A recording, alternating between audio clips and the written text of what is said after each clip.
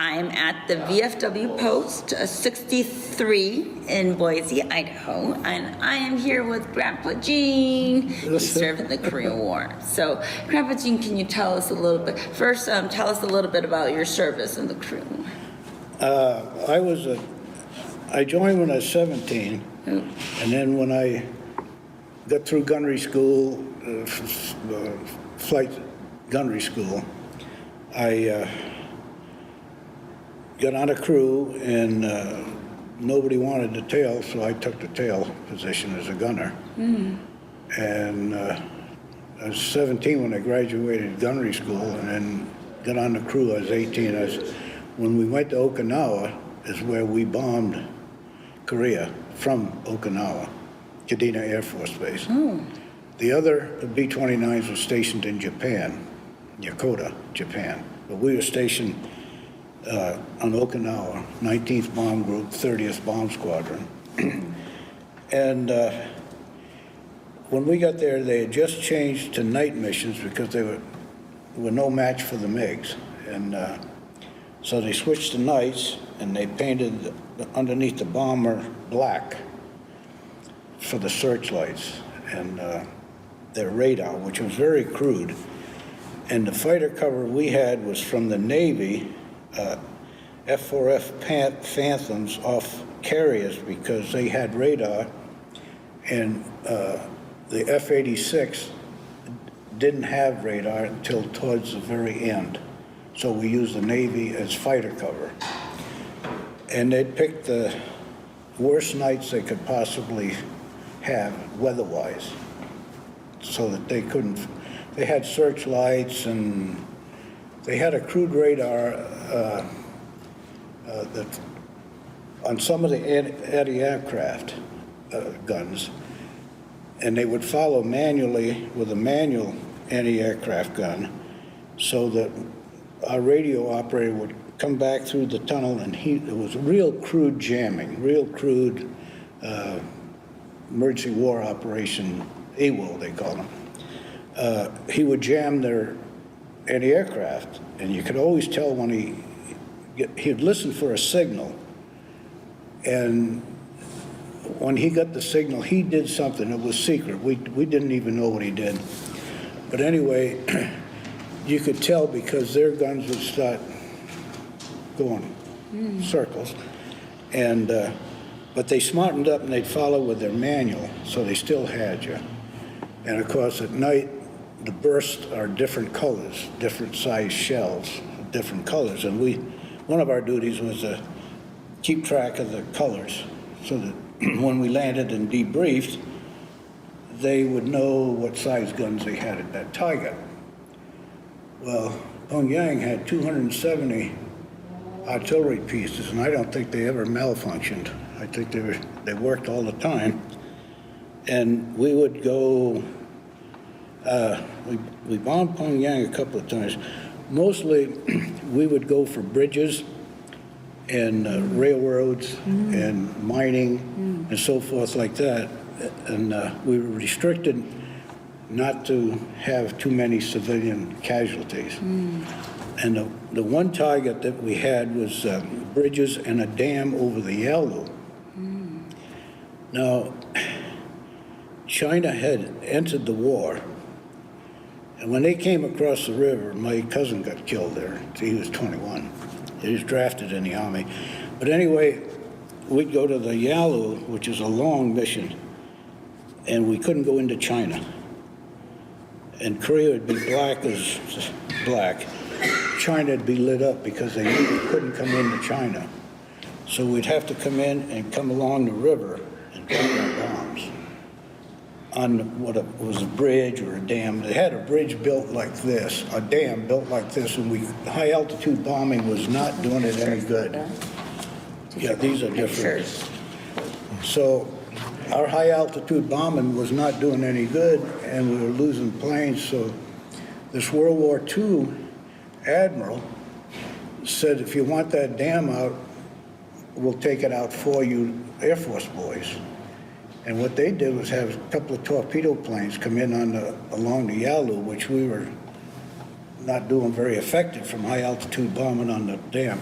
and they would come in and drop torpedoes and blew the dam apart, and of course that helped, you know. But like I say, they would, a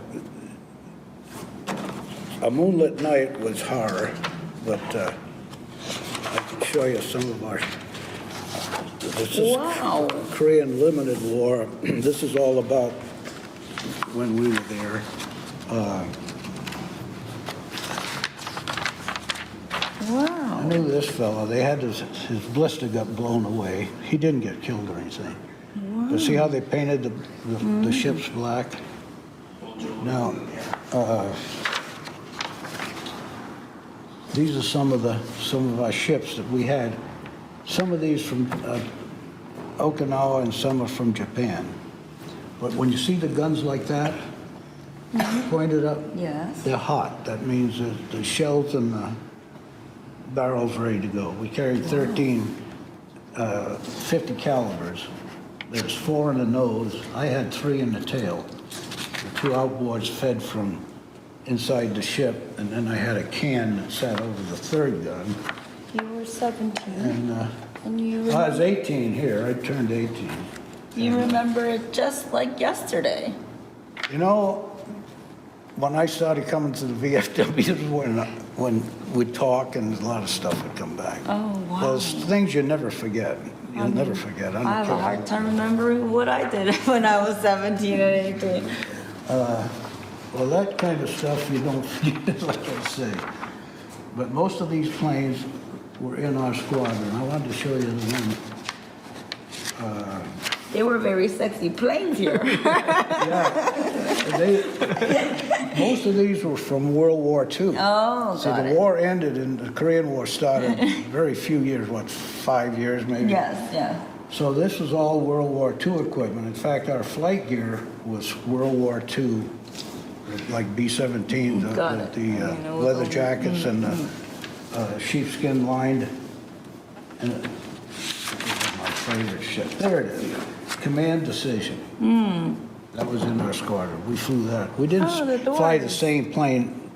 We'd go about every 4 nights, and we wouldn't fly the same plane. We had to do 50 missions. Oh, really? So you flew 50? 50. In World War II, it was 25. You served in both wars? B-7, World War II, they lost 250,000 airmen in Europe alone. And very few made 25 missions. But in this war, they upped it to 50, and we flew at night. So after 50, were you able to Yeah, come back your home? tour was done, yeah. Then you came home. Got a stateside base. Oh, that reminds me. I went to South Africa because I visited every nation that fought in the Korean War, and they were the South African Air Force was very, very, strong. Involved, yeah. Exactly. Yeah, well, it was a United Nations deal, but I never saw any United Nations aircraft except our own F-86s. And in fact, when the war first started, they had the World War II P-51. Beautiful airplane, beautiful. Anyways, that's where I sat. Oh, wow. See, these guns are hot. When you took off from Okinawa, we'd go on a bomber stream, maybe 18 ships. And if you were the last ship, you were catching hell because you woke them up and, the first guy goes over, then the second. A few times we were tail end Charlie, and I'd be the last guy over the target. And, well, to tell you I wasn't scared, I'd be lying. Anybody that's not scared is either crazy or he doesn't know where he's at. But how were you 17? My mom and dad let me join because I tried to join the Marines when I was 16, right? So even if you So were... he said, no Marines or Army, graduate to senior. I didn't do my senior year. I graduated as 2 senior, and I held him to it. He says, Mom and I will sign your papers. So if your parents Yeah, gave they give you permission. then you I were think they able still to join. can, I don't know. Really But if you're 18, you can join yourself. You don't have Oh, anybody's permission. That's a baby. You know, I have a cousin in the army right now. He's 18, and I'm like, oh my God, he's a baby, and I cannot fathom, you know, him They don't stay going babies. and going to war at that age. They don't stay babies long. So you came back, and when was the memorial built in Boise? It was very beautiful. Oh, gosh, I don't know. I was mixed up when you said that, but I know they got one. It hasn't been too long ago that I've read. Can anybody help me on this? The Korean War Memorial? Yes. We're pretty sure it was built sometime after 2002. Yeah. I would have to get with the City Parks and Recreation Department, but our post was responsible for that brick walkway you saw with all the named bricks. We established that, designed it, and put the bricks in Wow. to this post. So It's a very beautiful memorial. it's it's a constant fight down there. Unfortunately, we have a lot of homeless population that shows up down there, and a lot of the monuments they stole all of the coins out of the Vietnam Memorial. They caught the kid that did that, but we're just having some vandalism issues. So there's a lot of patrolling goes on down there, and they're trying to do some camera work and some things through the City Parks and Rec Department. But for the most part, the Veterans Park is very nice. I guess a solution to that could be educating our, students at schools about what really it means to be a veteran and the sacrifices, because if they really, truly understand, they can't do that. Yeah, this is mostly homeless type folks and drug addicts, unfortunately, they found the coins at a pawn shop that he had stolen to trade in for drugs. But no, there's been a decentralization and a de-escalation of what's taught in the schools a lot. And I've got another gentleman for you to meet if you have a second. Oh, of course. I don't know what your schedule is. Of course. This other thing, we just finished this thanks to Georgia. We had two, Oh, Georgia can tell you about that, but the League of Families put together sponsoring 2 South Korean Army cadets from their West Point, if you will. That's awesome. And they came to visit. Idaho was the first place they came, and our post was the first test place. And so these kids came. We introduced them to some folks down at the Veterans Home. We took them out to the cemetery, and then they came down here for a meet and greet. And they were just totally amazed. That is wonderful. So that just happened. And then, hey, Rick. Yes. Hello. This is Colonel Rick Johnson. Hello. Rick is. Hello, I do have Thank you. Rick has a couple of different things. His father was in Korea, During the war, he was, but Rick was also in the Army, and he served in Korea. Korea has always been an open conflict. Yes. As far as the VFW and the United States government. Rick was there for 2 years.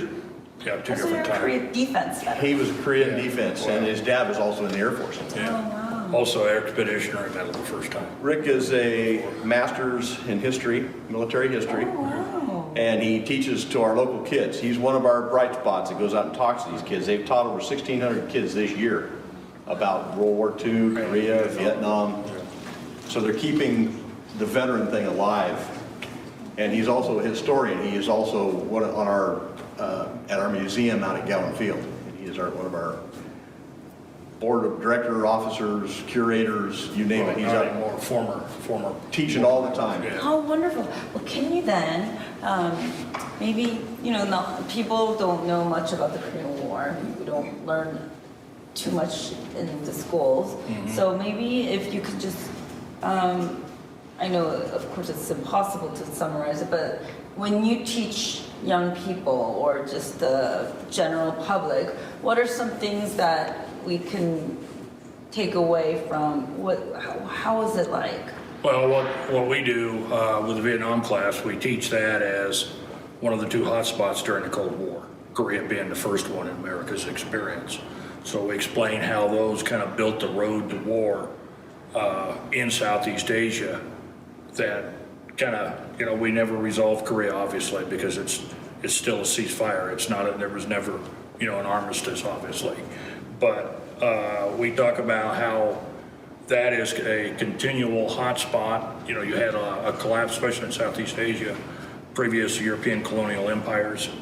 You had problems with the different Asian countries. Japan was militaristic for a long time. China has, in ancient times, been militaristic in Southeast Asia. So there is this long-seated ethnic friction that's still going on with Southeast Asia and, the two Koreas as well. That's still unresolved. What do you think of the peace process? Well, I think it's positive.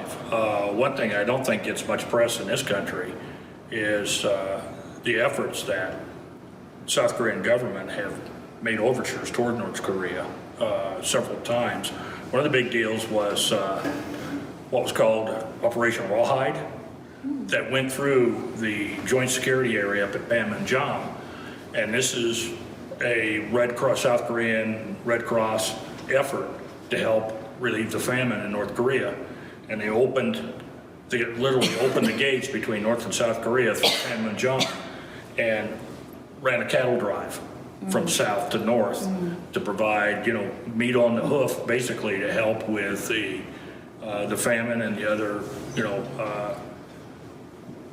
problems that North Korea has had, serving its people. But there have been a lot of overtures like that South Korea has initiated that we never hear of in this country.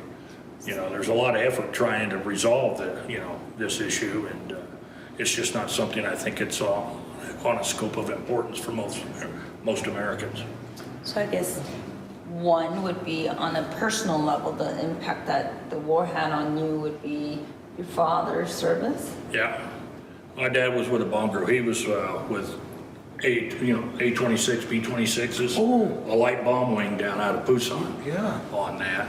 But he had done an additional follow-on tour to Osan Air Base in 63, 64. And I was there a couple of times as well, as Denny had told you, but... Together? No, not at the same time. My dad was still in the Air Force when I went to Korea the first time. Oh, wow. So it was kind of, if I ever get down to this area, this is where Dad was, Wow. But I was up on the demilitarized zone the first time. And it was still a combat zone. We were still running... Second ID DMZ, right? Second ID, second ID. Yeah, I was with Second ID. Oh, yeah. With the Cavalier Squad up at Camp Greaves. Oh, wow. And what's now called Camp Boniface up on the side. Yes. That was Camp Liberty Bell at the time. So we operated there, and then we had the two observation posts, Ouellette and Collier, that we overwatched the demilitarized zone and covered our patrols that we had, and that were counter reconnaissance patrols to what the North Koreans were conducting in this. It was supposed to be demilitarized zone, but both sides were running patrols inside the 4K zone just to make the other side, stay honest, I guess. But it's been a lot of cold nights sitting on top of those hills there, watching the demilitarized zone. Wait, it gets cold in Korea? Yeah, buddy, it's hot too. Oh, that's true. That's something that's, from a VFW perspective, that we kind of lose sight of periodically. That is one of the longest running conflicts that produces veterans. Yeah. I mean, we have veterans from day one, clear through all the DMZ times, clear through up till now. Hostilities. The Vietnam War came and went, it got over. Now Afghanistan is dragging out. Iraq, my war, is pretty well done. But Korea, we have a broad spectrum of veterans, not just our older veterans as well. So technically the younger veterans can join VFW, right, if they serve? Veterans of Foreign Wars is for any veteran who had boots on the ground in any conflict in a foreign country that the VFW recognizes, and it's pretty much all of them. So, and the Korean one is the only real open-ended conflict we have right now, except for Afghanistan, that is still considered a conflict where anybody who's been there and served is eligible for being in the VFW. Now, the American Legion, on the other hand, all you had to be eligible for a Legion is in a military unit during a period of conflict. You did not have to be on the ground in the conflict, just in the military during that time. Well, thank you so much, Okay. VFW, for what you You're talking do. about the DMZ.